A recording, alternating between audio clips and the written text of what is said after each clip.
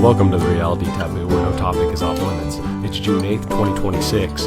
We knew it would happen, that the demographic transformation would come for Californian wealthy, white, limousine, liberal types, that is.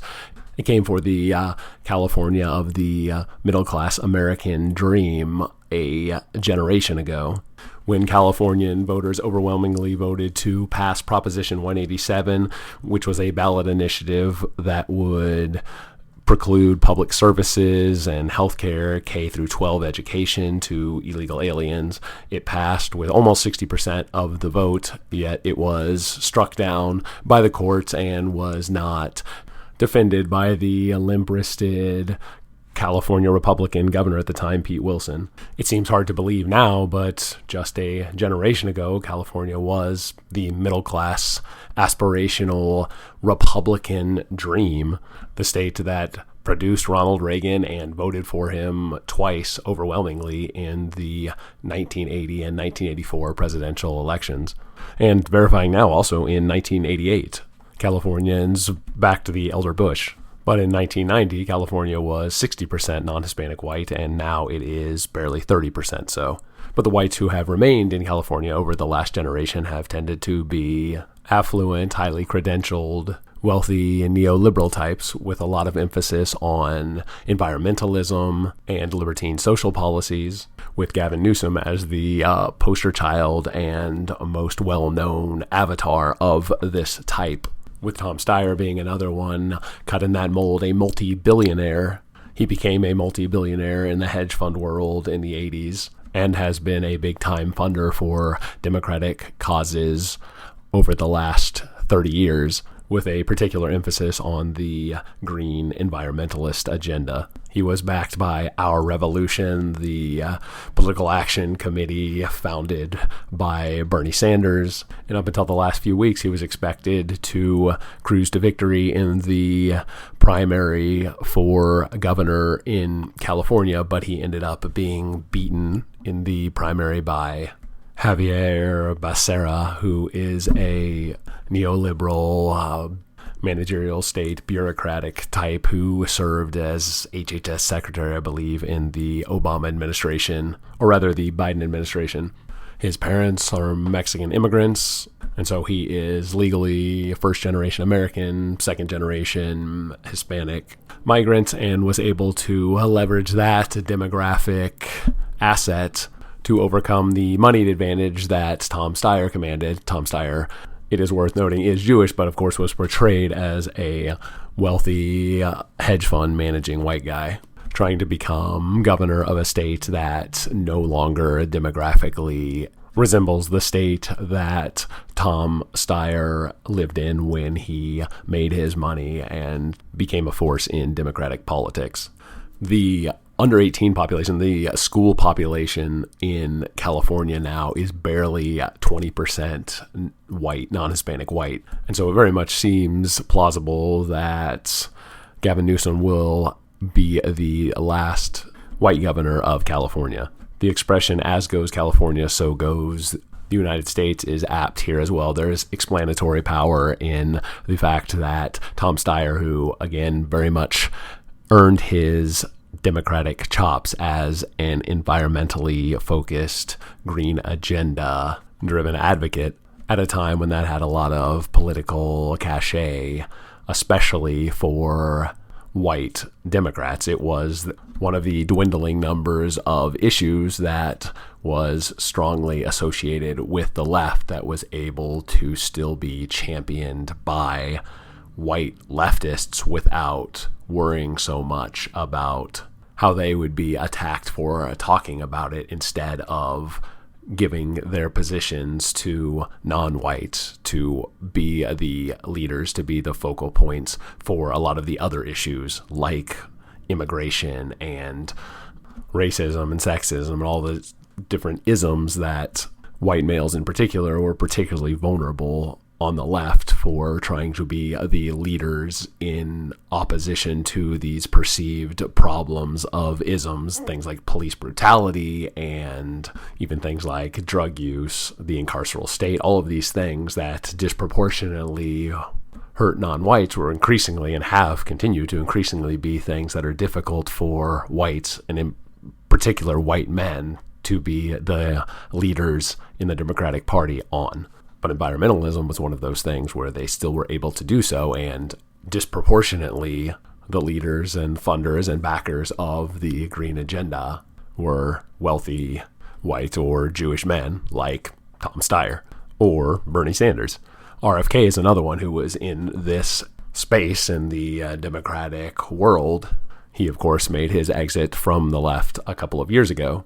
This is a trend that has already been happening, as RFK indicates, but it is accelerating now with the expansion of AI and the need for these massive data centers. All of a sudden, the grand poobahs of the globo homo managerial state, the ones richer than Crassus like Bill Gates and Jeff Bezos and Larry Fink, and also Elon Musk like RFK, and even prior to RFK, Elon Musk moved from the left to the not left, but for the purposes of a drive towards maximizing the capabilities of AI and the need for these massive data centers that are extremely energy intensive.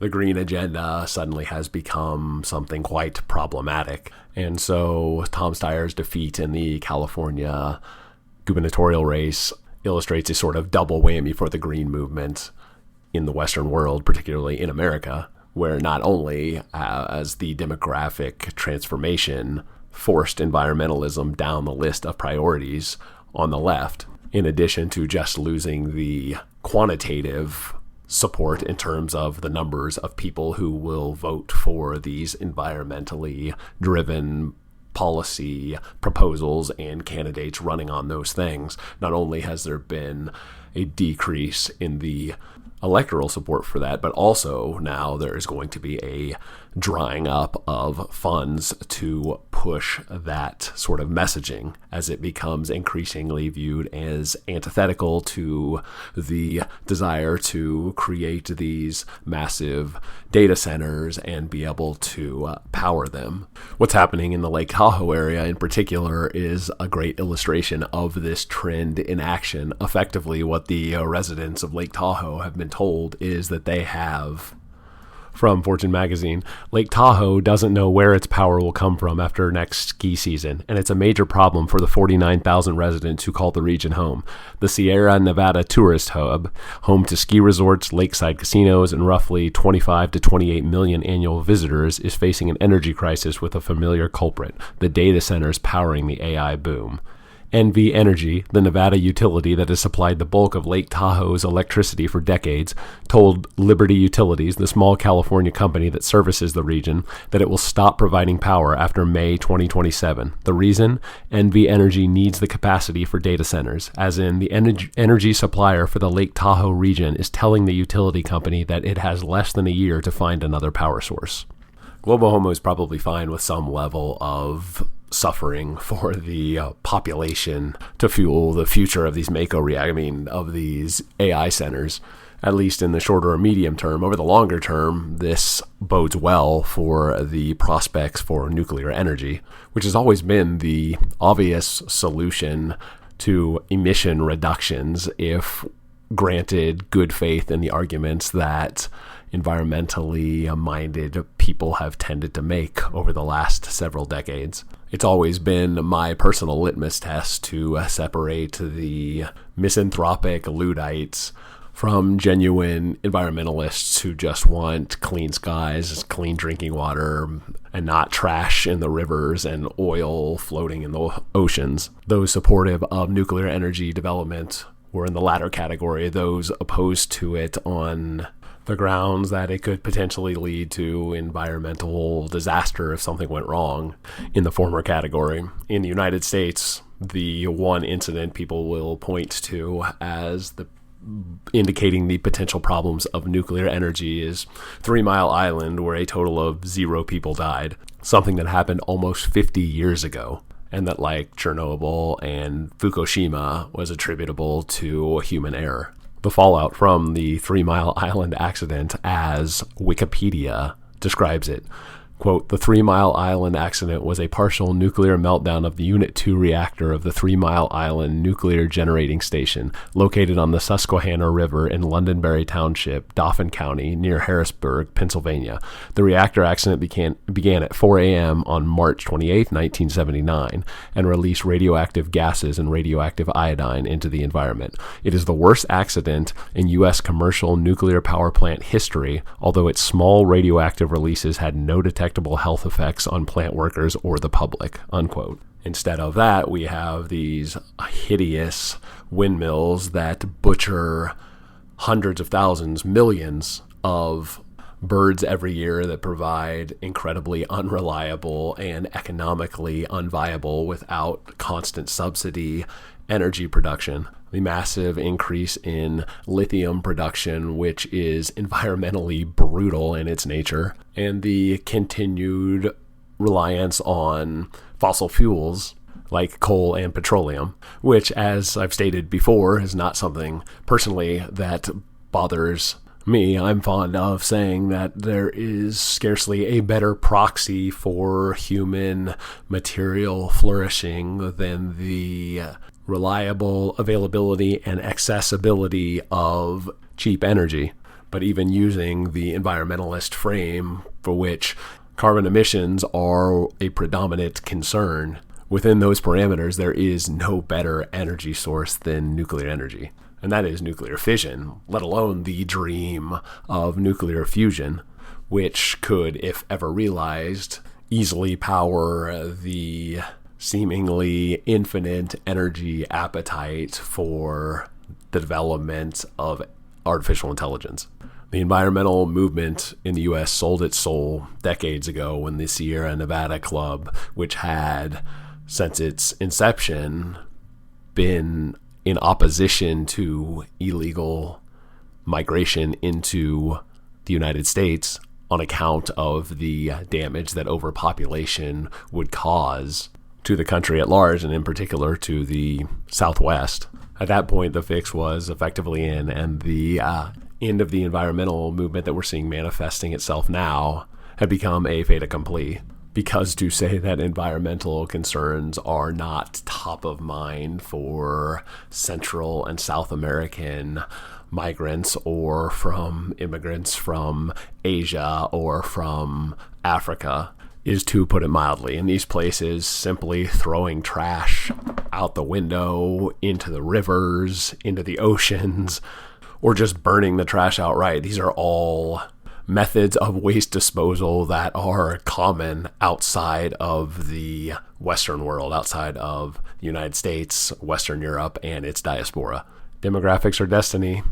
White leftists, limousine liberal types in California can't escape that. Environmentally minded Westerners can't escape that reality either. I happened to be vacationing over the last week near a nuclear power plant. A thing that I'm sure a lot of the local residents viewed as an eyesore was something I viewed as a beautiful monument to human ingenuity and artifice, particularly the steam tower, gently releasing water vapors into the air 24/7. For the duration of that vacation, just has been the case for decades prior, and hopefully will be for decades and decades in the future. On said vacation, which was in a fairly remote place, I didn't have access to a gym of any sort, and so I was doing body weight and calisthenic exercises, as is my routine when I don't have the ability to lift heavy things. And my kids had a lot of good-natured fun mocking some aerobic exercises and some isometric poses I was engaged in, the kind of things that make a human look quite silly. I tried to take that opportunity to impart some wisdom to them by informing them that I look silly inside here so that I don't look silly outside everywhere else. Jack Donovan, who coined the term the Bonobo Masturbation Society, talks about how maintaining physical fitness in the modern world doesn't have the same utility that it did in times past, but how, for no other reason than the refusal to be Exhibit A of the frumpy, lethargic, triple chin slob with a belly hanging out over a frayed t-shirt 3 sizes too small, covered in Cheeto dust that has been brushed off of the grubby fingers of the modern couch potato, that refusing to be Exhibit A for the negative health effects that modernity have wrought on humanity writ large, that alone is enough motivation for him to take care of himself. Speaking of Jack Donovan, for my money, his speech from about a decade ago entitled Becoming the New Barbarians is the best, most perspicacious articulation of the state of heritage Americans inside the geographic boundaries of the political entity known as the United States of America. The speech is less than a half an hour long. It's still able to be found, albeit not particularly easily, on YouTube. And if you are at all simpatico with the things we talk about here, it is highly worth the time. The broad premise is the managerial state, or globo homo, the deep state, whatever term you want to use, for the power structure in the Western world that seems so impervious to small d democratic challenge. How it does not at all view heritage American, flyover country Americans as a constituency that it is representing, that it is defending against the rest of the world, that its reason for being is somehow the flourishing of the heritage American population. It is not at all a government or governmental structure, or even a broader corporate structure that exists for the benefit of ourselves and our posterity, but instead that the system views these heritage Americans as enemies clinging to their guns and their Bibles with an unwillingness, even an inability to get with modernity, to learn to code, although in the age of AI, even that little aphorism is becoming dated. Their concerns about low crime and environments that are friendly to family formation are anachronistic and racist. They're hidebound, inherently regressive. That, in a word, they are not the ones who need defending from barbarians, but they are, in fact, the barbarians that the new state is there to protect the rest of the world from. The system doesn't operate for the benefit of these heritage Americans, but instead the system exists to hurt these heritage Americans for the benefit of the betters who are demographically replacing them.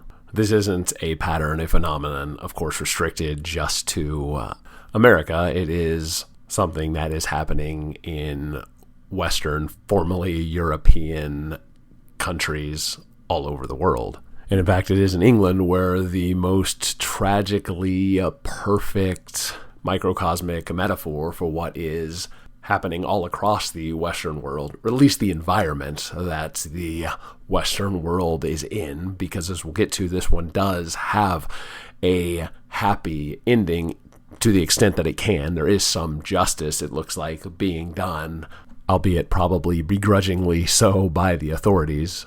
But the vestiges of empirically grounded English law were still enough to get the bad guy, in this case, only because, as a consequence of low native intelligence, he essentially confessed to his crime, or his many crimes, his multiple crimes, in Punjabi, I believe was the language when he was talking to his brother, thinking that in the back of a squad car with his brother, that speaking in his native tongue would not be decipherable by the authorities and ultimately by prosecutors who were able to successfully prosecute him. Enough with bearing the lead. If you haven't heard, the story is of an 18-year-old English or British university student who was fatally stabbed in Southampton, England last December 2025, by someone named Vikram Singh Digwa, a 23-year-old Sikh man.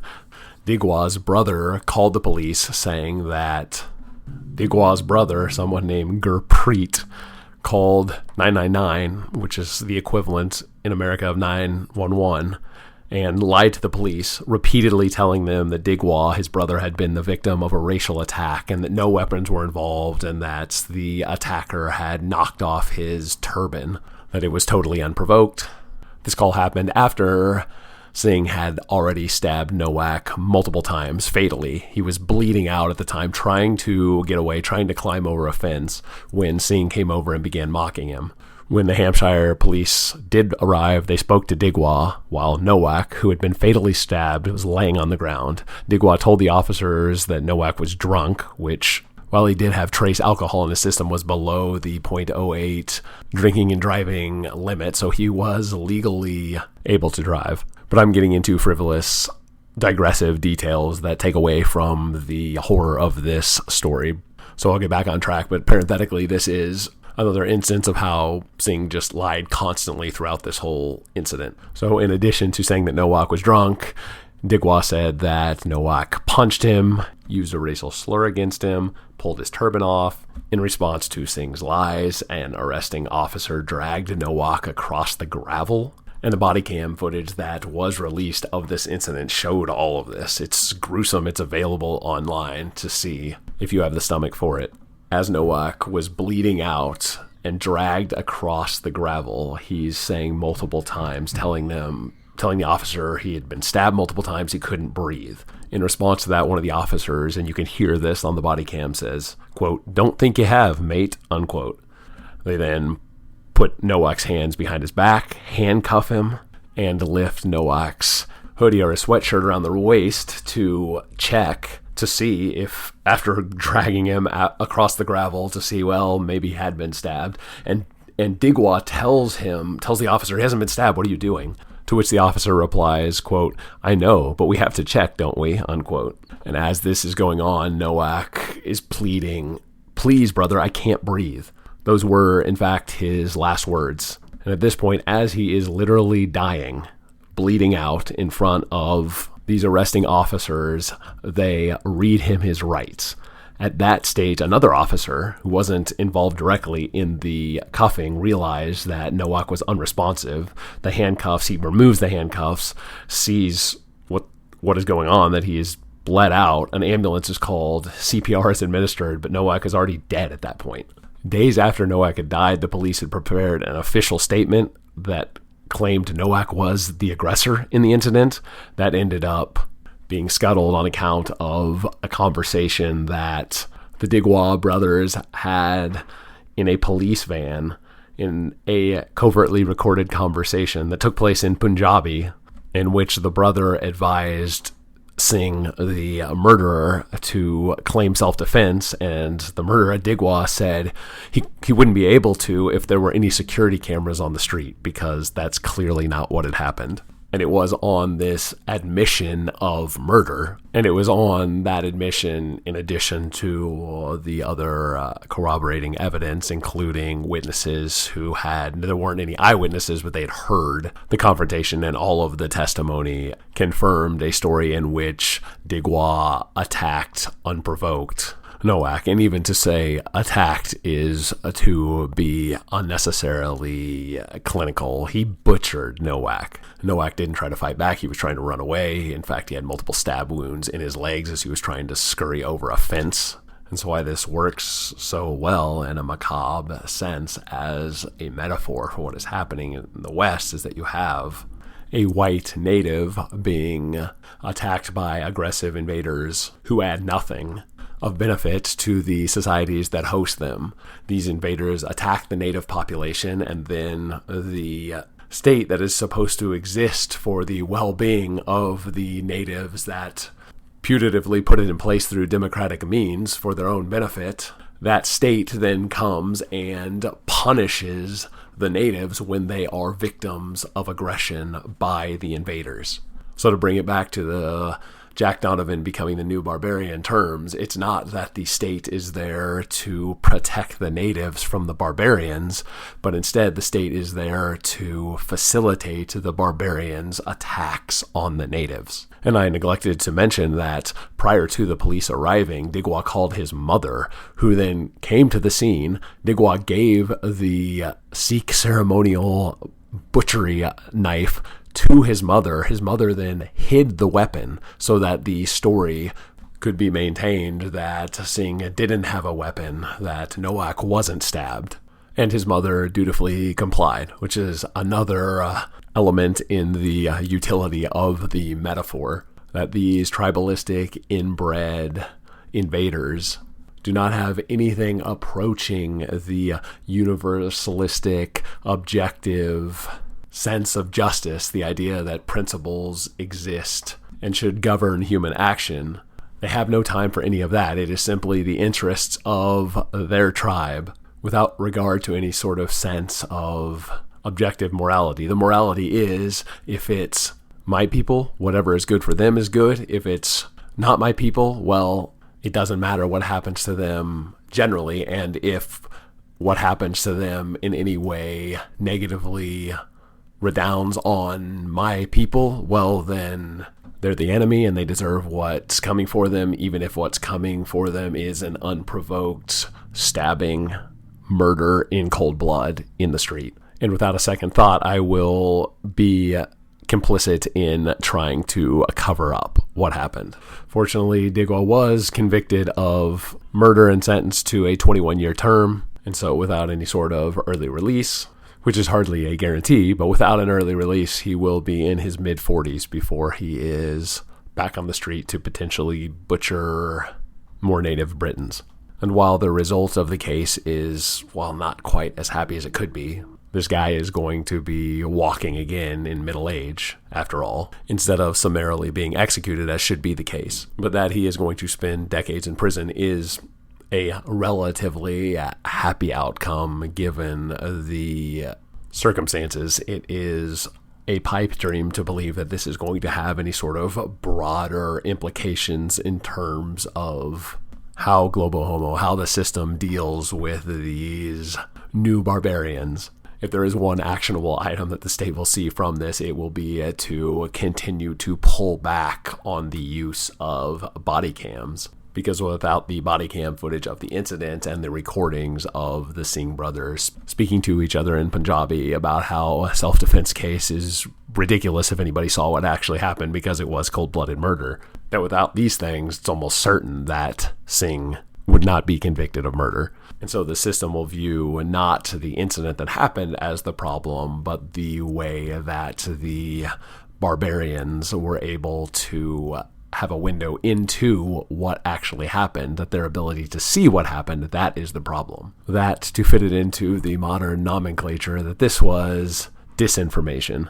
The body cam, that is, the conversation in Punjabi, that is disinformation. That is to say, it's bad information. Not that it's untrue, which I believe in the lexicon is referred to as misinformation. That is untrue, whereas disinformation is bad information that is used for nefarious purposes. I may have those things confused. I think there's also malinformation, but the point is that the powers that be will view what happened here, the problem, in how the public was able to the extent that it was able to sort of rally around this as an illustration of a broader cultural and political set of problems. That is the problem, not so much that some native British white kid was butchered by someone who should never have been anywhere on the continent of Europe or the islands to its northwest. Bouncing back to California, but sticking to the demographic transformation through line, Spencer Pratt, the sensible candidate in the LA mayoral primary, came in third and so will not be in the head-to-head election in November.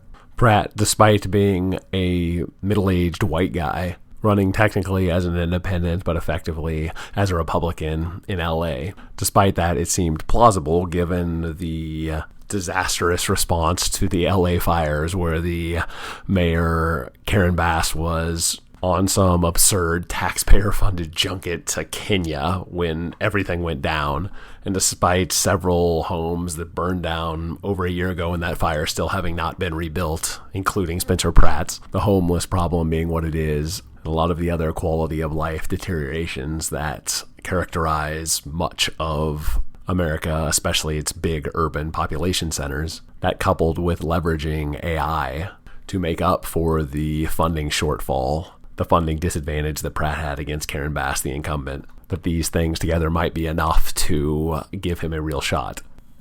I'm Karen Bass, and I'm running on my accomplishments. Los Angeles on fire, mayor nowhere to be found. We were so prepared for wildfires. I didn't even have to be in the country when the town burned. I've addressed the homeless problem. Now, most of them won't stab you as long as you don't make eye contact. Our climate change policy is so strong. We've brought down energy use in the Palisades by 99%. Almost none of the needles in children's playgrounds have AIDS on them. If you like the last 4 years, you're going to love the next 4. Vote Bass. That AI-generated ad takes place with Karen Bass walking towards the camera with the backdrop of homeless bums and needles on playgrounds and the burned-out, charred remains of the Palisade houses that burned down in the fire. Parenthetically, AI with the Sea Dance 2.0 continues to progress at a rapid rate. It used to be one of the big tells for AI would be in the walking movements, the hand movements, the facial expressions when AI-generated figures spoke. That would be a tell that it was clearly AI. That is definitely going away. I might be flattering myself to say that the only reason I could tell I was still in the uncanny valley where I could tell that it was AI was more the content of what she was saying and sort of the absurd surroundings that she was walking through made it obvious that it was a parody, an AI-generated parody. But we are not far from where that will be, at least without AI algorithms to verify whether or not the generated output is AI or not. We're close to the point where the naked eye is just not going to be able to tell whether it's AI or not. But despite this, Pratt came in third, Bass came in first in the primary, and second in the primary, second to someone named Nithya Raman. No, her forebears were not people who came over on the Mayflower. Pratt ran on the competency to bring functional governance to the city of Los Angeles.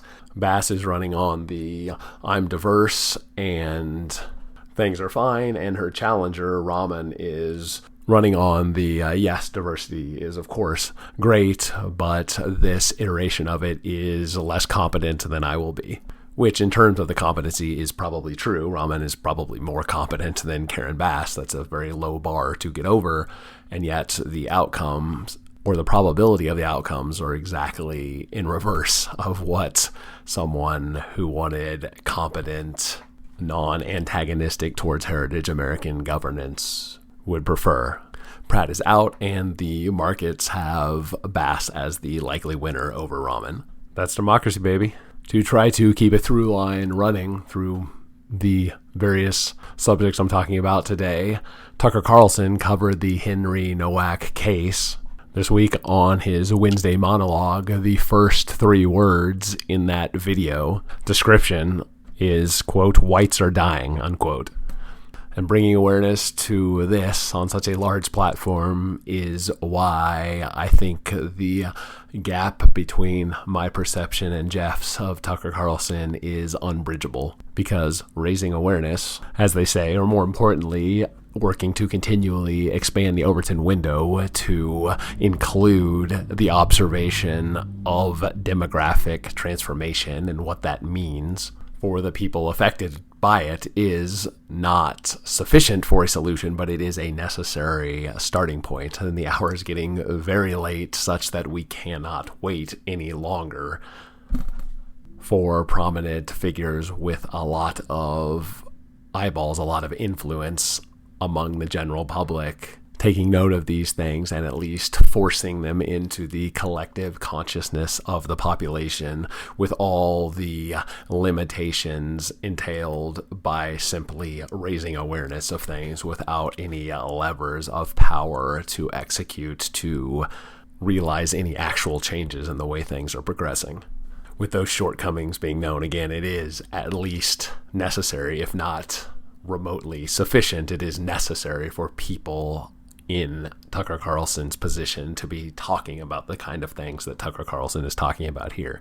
And that is why it brings me no pleasure to report the results of the most recent YouGov Economist poll released last week, asking about the favorability of various public figures, including Tucker Carlson, and the numbers are atrocious for the former Fox News host. He comes in with a net favorability of negative 34. That is the percentages who view him favorably subtracted by the percentages who view him unfavorably. And so a negative favorability rating implies a higher unfavorability than favorability response among survey participants. And so Carlson comes in at negative 34. In contrast, Donald Trump, who is experiencing the lowest favorability ratings of his first or second presidential term, comes in at just negative 15. So Tucker Carlson's negative is more than twice as high as Trump's. And that is in no small part because Trump supporters say that they have a negative view of Carlson. Among those who voted for Trump in 2024, Carlson has a negative 14 net favorability rating. Among Republicans in general, it's a negative 7 rating. And he has received no credit for going against the Trump administration on multiple fronts by independents or those on the left. And this is something that happens again and again and again. There is never any benefit politically for those on the right to take issue with what the putative leadership of the right in positions of power are doing from the left or from the center. And that is not the case in reverse. When people on the left take issue with the leftist leadership in the Democrat Party, they are able to find a lot of positive reception and the willingness to hear their criticisms out in good faith among people on the right. A lot of figures have made their career on this sort of dynamic. Jimmy Dore is one who comes to mind immediately, but there are others like Cenk Uygur and the Weinstein brothers and Dave Rubin and Joe Rogan to a large extent. This is a systematic problem being on the outside culturally, because progressivism is culturally ascendant and is associated with higher status. Criticizing enemies of progressivism, like elected Republican figures, brings those making the critiques no credit whatsoever if they possess any beliefs that progressivism rejects. Progressives can hate Trump. You can attack Trump, but unless you agree with progressives on everything, progressives are still going to hate you despite your attacking Trump. But if you are a progressive who has some issue with what progressive leadership is doing, the right, broadly defined, is going to be willing to forgive a lot of your progressive beliefs, even though they presumably hate progressivism, or at least the goals of progressivism. They are still going to give you a warm reception. In a lot of ways, they're going to elevate you because they kind of hate to admit it, but you've got like higher status because you've got these progressive credentials that they don't. And so having you as an ally is great. This is the dynamic that the progressive cultural hegemony creates, and it's a persistent problem for those on the right to ever maintain any sort of sustained footing to challenge the progressive globo homo system. And we see this dynamic illustrated starkly in the case of Tucker Carlson, who was, prior to his falling out with Trump over the Israeli-American war in Iran, he was, after Trump, the most popular, respected, and influential member of the MAGA movement. And now most Republicans, let alone independents who have a negative 37 net favorability rating for Carlson, and Democrats who have a negative 58 favorability rating for Carlson, even Republicans mostly don't like Carlson.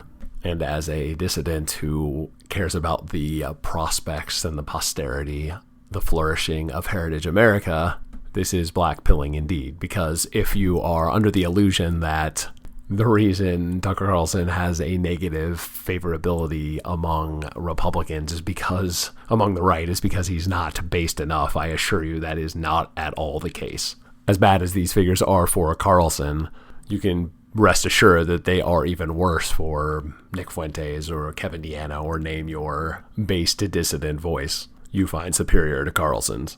In a nod to the retired John Derbyshire, a miscellany of brief items. The Odyssey is being remade by Christopher Nolan, who is allegedly one of the better directors in Hollywood, though I'm way outside of my comfort zone or my wheelhouse here in making any sort of assessments of any of this stuff. But I did catch the casting for Helen of Troy, a Greek Spartan princess who, in Greek mythology, was known to be the most beautiful woman in the world. Like a lot of these ancient Greek heroes, she was a sort of demigod, believed to be the daughter of Zeus, captured by the Trojans, and a proximate cause for the Trojan War, which of course the Odyssey takes place after the conclusion of that war, as Odysseus, one of the Greek heroes, makes his way back home. So who is the face that launched 1,000 ships? The most beautiful Greek princess and queen in all the world? It's an actress named Lupita Nyong'o. Nyong'o is obviously of sub-Saharan African descent, so black that she's almost purple by complexion. This isn't quite the Simpsons spoof where Agnes Skinner, Principal Skinner's mother, plays Helen of Troy and has the line, "The face that launched 1,000 ships," in the other direction, but it's obvious what is being done here. Nyong'o is an actress. She's not ugly, but she's definitely not Greek in her features.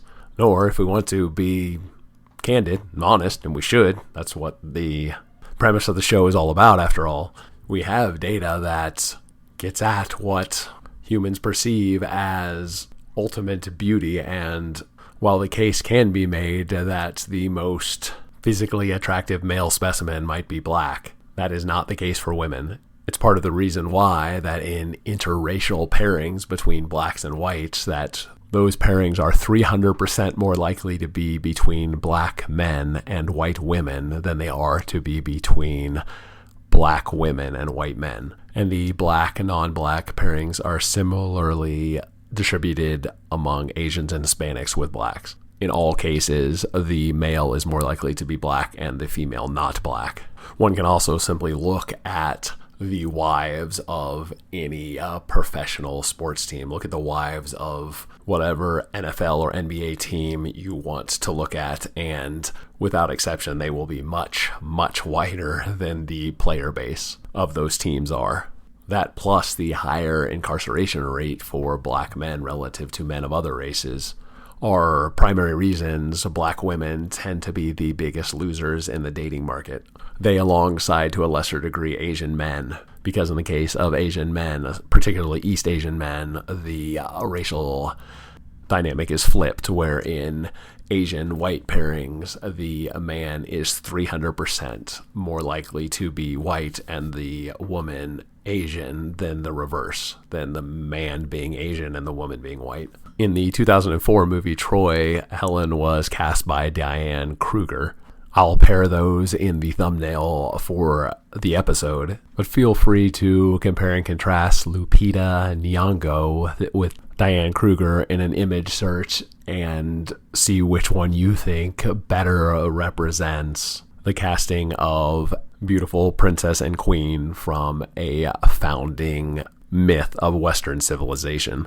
Speaking of art, we'll move now to some questions about ancient art that will set the stage for a criticism of how, referring back to that higher elevated status that progressivism has in the Western world today, how that has ramifications beyond politics, but seeps into all areas of culture, of which things like science and history, and in this case, the scientific understanding of history, how that colors all of these things and obscures the obvious truths lying underneath. Here is an academic, a good junior member of the managerial state making a risibly stupid comment, at least if the comment is to be perceived as being oriented towards maximum truth value rather than being oriented towards devotion to an ideology, the devotion to which higher status is enjoyed. And in fact, a devotion to which it is a requirement to maintain good standing in the larger globo homo managerial state system structure. No, as of yet, Neanderthal Mona Lisa has been discovered, or prehistoric Sistine Chapel equivalent. We're thinking more like this is non-figurative drawings that have so far been discovered that we link with Neanderthals. Yeah, okay, so I think this is a really interesting thing I'd like to point out, though, which is that we, again, because we're human, obviously we're coming from our own perspective. And then also we're all the products of our own culture and upbringing and everything like that. We, whether we mean to or not, we treat the Mona Lisa as being more impressive, important, high prestige than the macaroni art that your kid makes you and you put on your fridge, right? We treat it that way because of our own eyeglasses and our own filters on the world, right? We're like, we've been told this is worth millions. This is adorable, right? But like, it that's really cute. Way to draw that stick figure. But, so we don't treat them as having the same value. And I think we want to be really, really careful with that, which is that we don't know what the intention was with making these marks.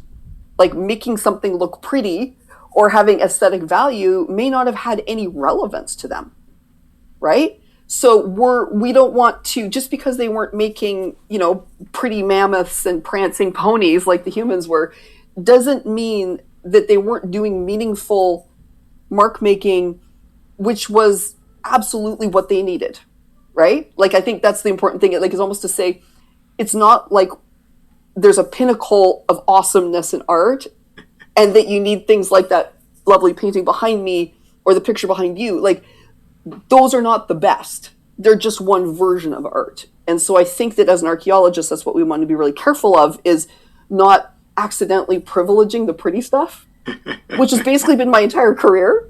The nervous laughter of the host at the end of that, he's the man in the exchange, is quite telling. He's realized the faux pas that he's made by insinuating that somehow modern Homo sapiens are superior to Neanderthals because they were just the others of the time. The argument, of course, is ridiculously stupid. It would be one thing if what the Neanderthals had created was somehow something that couldn't be replicated by humans. And you could have the argument, well, they made this thing, we make this thing, we think this thing is better, they think that thing is better, because that serves their purposes and this serves our purposes, but we do have to respect the fact that this is something complex that we don't quite understand, and even though we don't realize what the utility of it was, there was utility there. And so in that case, if that were the case, the argument could have some merit.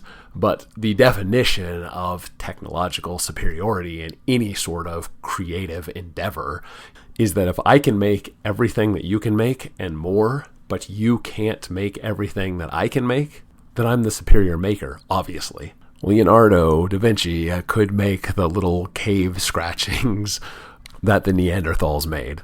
All of them, I'm certain. None of the Neanderthals could make anything close to the Mona Lisa.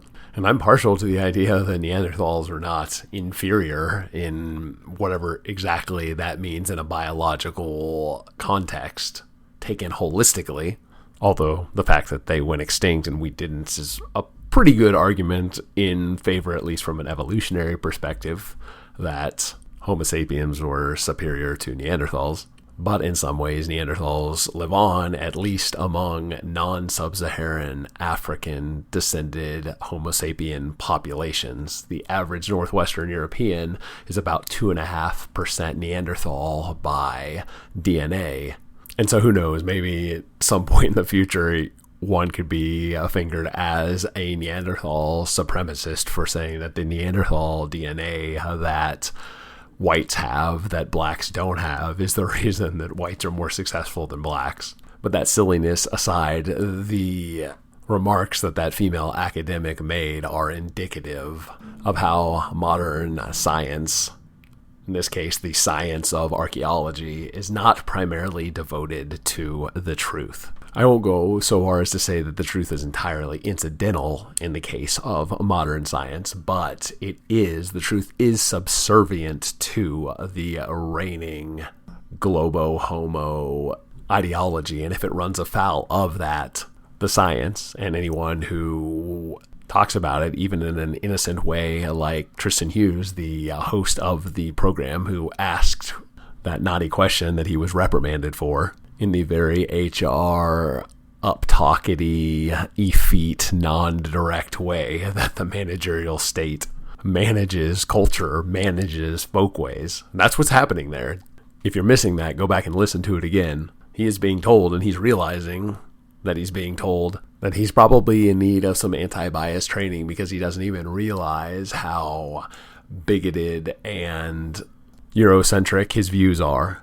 And no, it doesn't matter to her or to anyone else that matters in terms of determining status in the globo-homo framework, that Neanderthals have the strongest claim of all to being the indigenous European humanoid population of the world.